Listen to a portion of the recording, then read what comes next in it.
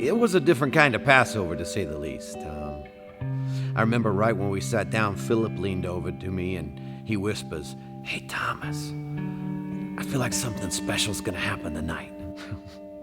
I looked at him. I said, "I doubt it." I was wrong. Jesus got up from the table. He walked over and grabbed a basin of water and a towel. And I remember at the time thinking to myself, what's Jesus doing with the foot water? I doubt he's going to wash somebody's feet. I was wrong. He knelt down and began to wash Bartholomew's feet. Bart just sat there.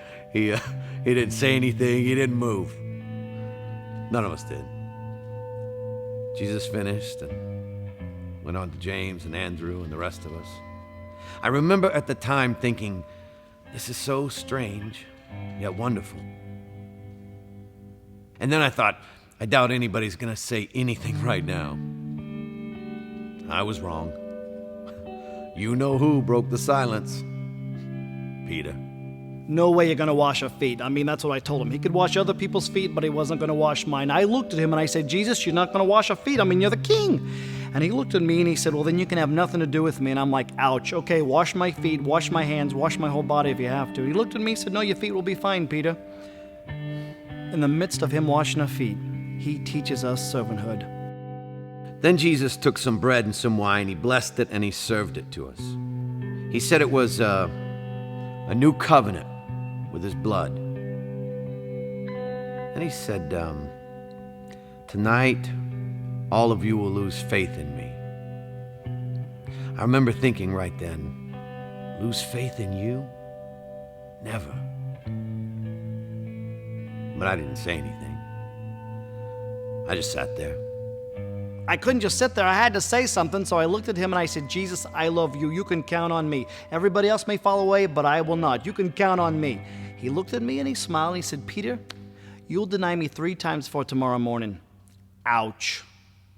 The next thing I knew, we were wrapping things up and we were headed to the garden to pray. Once we got to the garden, it just got crazy. Jesus asked Peter, James, and myself to go further in the garden with him and pray, and we did. We tried. We kept falling asleep. Jesus kept waking us up. I remember one time he said, the spirit is willing, but the flesh is weak. That's true. It's all a blur. And I think this whole mess got started because of Judas.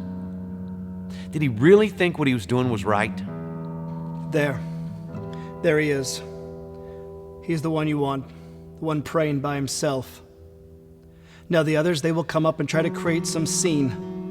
But the one that I kiss on the cheek, that's the one you want. Now 30 pieces of silver, right? That's what we agreed upon? 30 pieces. Forget about the rest. The one that I kiss on the cheek, that's the one you want. A kiss? Judas betrays Jesus with the kiss of a friend? And then it got crazy. Peter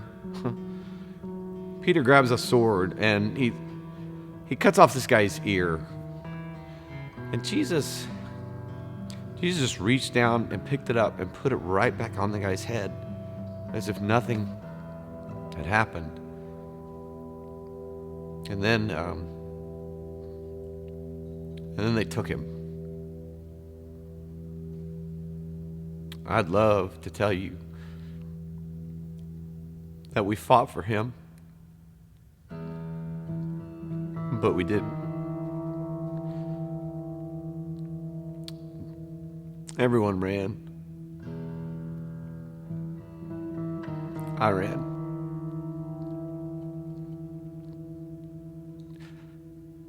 I'm so ashamed. What have I done?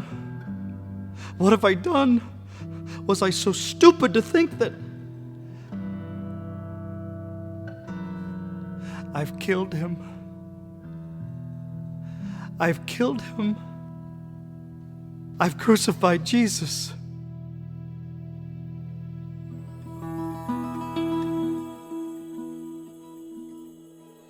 I crucified Jesus. It's what the crowd wanted, and that's what they got. And personally, I don't feel like that man did anything to deserve that, but I was just a soldier doing my job. When the governor gave his sentence, that's when I would go to work. I loved that job. I felt like I was administering justice every time I nailed someone to a tree. But that man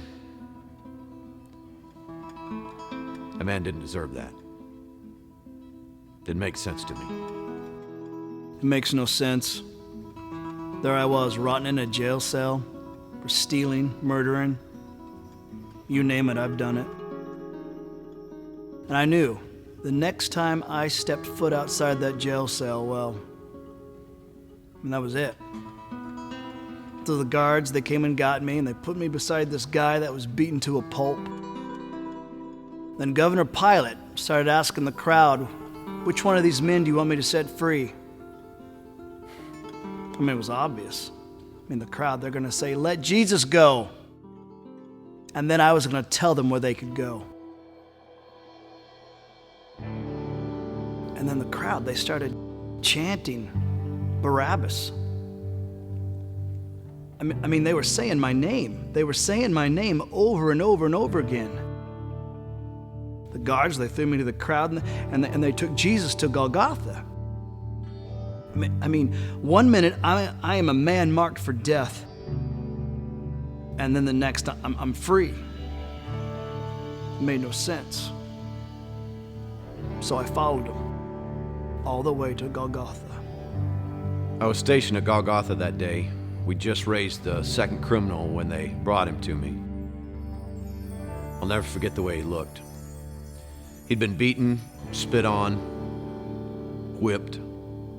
He was unrecognizable as a man. Hideous. What was left of his clothes were stripped off of him, and he was thrown down on the cross. That's when I went to work. Generally, when you crucify a man, the first hand is the most difficult. The criminal wants to get away, he fights you. So I would have 2 soldiers hold him down, but this guy, he didn't put up a fight. I just thought he was exhausted. As an executioner, I've been called every name in the book. I've had men yell at me, plead with me.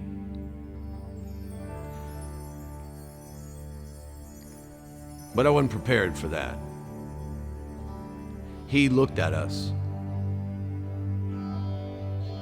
He looked at me. And he said, "Father, forgive them. They don't know what they're doing." He forgave me. Forgive them. He said, forgive them. Who is he? Forgive. It should have been me up there. I was the one that was supposed to be hanging on that cross. He took my place. Then I looked up, and I remember he took a deep, agonizing breath, and he said, "It is finished." And then he died. Surely, this man was the Son of God.